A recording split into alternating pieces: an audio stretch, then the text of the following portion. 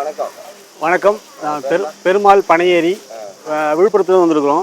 இங்கே பழம் நம்ம பாரம்பரியமான பழம் இன்றைக்கி தலைமுறைக்கு சாப்பிடக்கூடிய பழம்னே தெரியாமல் போயிடுச்சு. அதனால் அதை சாப்பிடக்கூடிய அளவுக்கு பழத்தை கொண்டு வந்துக்கிறோம். இதை சுட்டு கொடுக்குறோம்.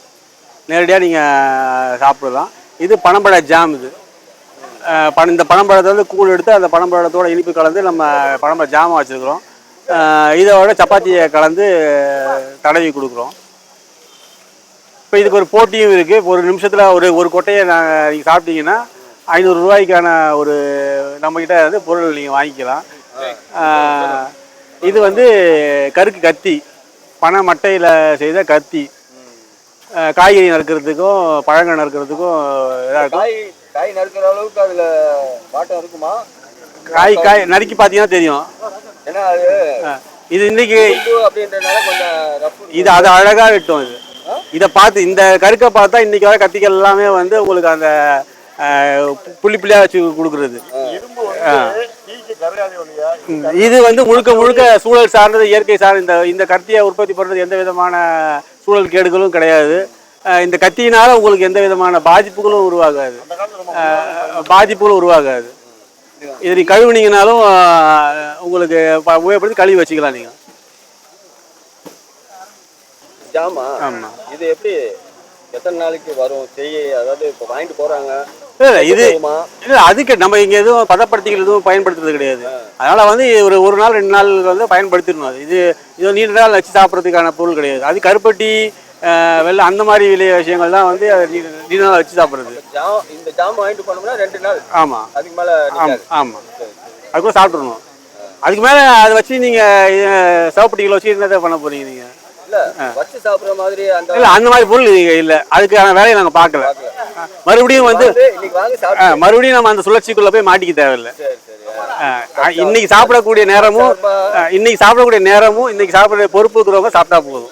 எனக்கு நேரம் இல்லாதவங்களுக்கு வந்து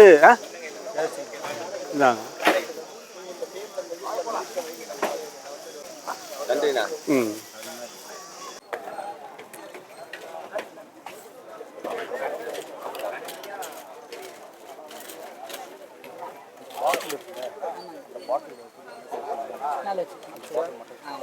வணக்கம் சார்.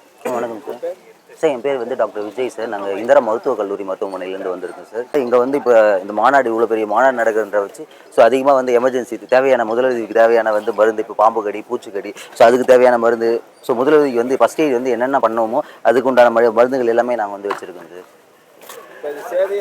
ஆமாங்க சார். இது வந்து மக்களுக்கு வந்து ஒரு மருத்துவ சேவையாக வந்து நாங்கள் எடுத்து வந்து பண்ணிட்டு இருக்கோம் சார் எங்களோட மருத்துவக் கல்லூரியிலேருந்து. இப்போ மக்கள் வந்து எதனா வந்து டீஹைட்ரேஷன் மாநாட்டில் வந்து ரொம்ப வெயில் தாக்கமாக அதிகமாக இருக்கிறதால பேஷண்ட் வந்து ரொம்ப டீஹைட்ரேஷன் என்ன பண்ணுச்சுன்னா அதுக்குண்டான தேவையை நாங்கள் ஓஆர்எஸ் வந்து அவைலபிளாக இருக்குது. பேஷண்ட் வந்து எதனா வந்து பாம்பு கடி எதனா இருந்துச்சுன்னா நாங்கள் ஃபஸ்ட் எய்ட் பண்ணுறதுக்கு இந்த டிடி ஆன்டிவீனம் எல்லாமே வந்து நாங்கள் இங்கேயே வச்சுருக்கோம்.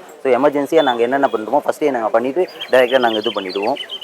அடுத்தது முதலுதவி மாதிரி நாங்கள் வந்து இது வச்சுருக்கோம். முதலுதவிக்கு தேவையான எல்லா மருந்துகளும் வந்து நாங்கள் வச்சுருக்கோம் சார்.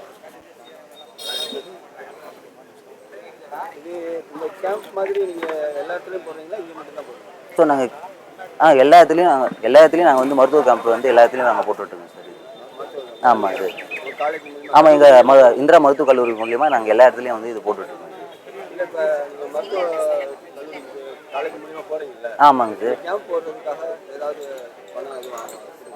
இல்லை சார், நாங்கள் அதெல்லாம் இல்லை சார். நாங்கள் இது மருத்துவ சேவையாக தான் சார் செய்கிறோம். அதுக்கு நாங்கள் எங்கள் மருத்துவக் கல்லூரியிலேருந்து வந்து இது வந்து ஒரு சேவையாக தான் சார் பண்ணுறோம். இது வந்து நாங்கள் இங்கே மட்டும் இல்லை, எல்லா இடத்துலையும் வந்து ஒரு இலவச மருத்துவ சேவையை தான் இது வந்து நாங்கள் பண்ணிகிட்ருக்கோம். இதுக்கு நாங்கள் எந்த ஒரு வருமானமும் இது வந்து இதனால் எந்த ஒரு வருமானம் இது நாங்கள் வந்து வாங்குறது இல்லைங்க சார். இது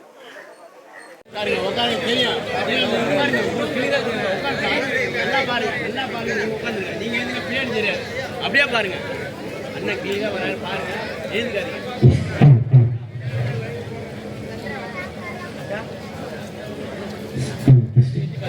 யாரும் எழுதிக்காதீங்க, அப்படியே பாருங்க, வராரு பாரு.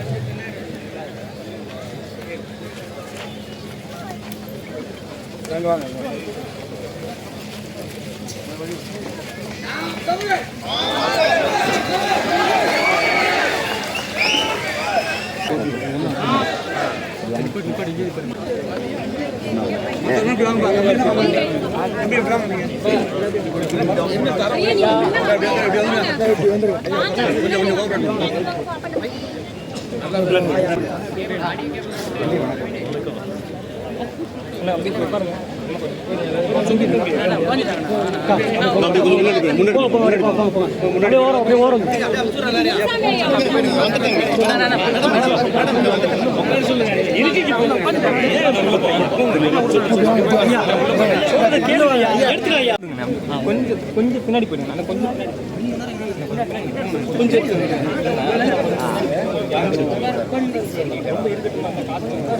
நீங்களே மர்சரி உங்களை தான் காட்டுறது அண்ணனை காட்டே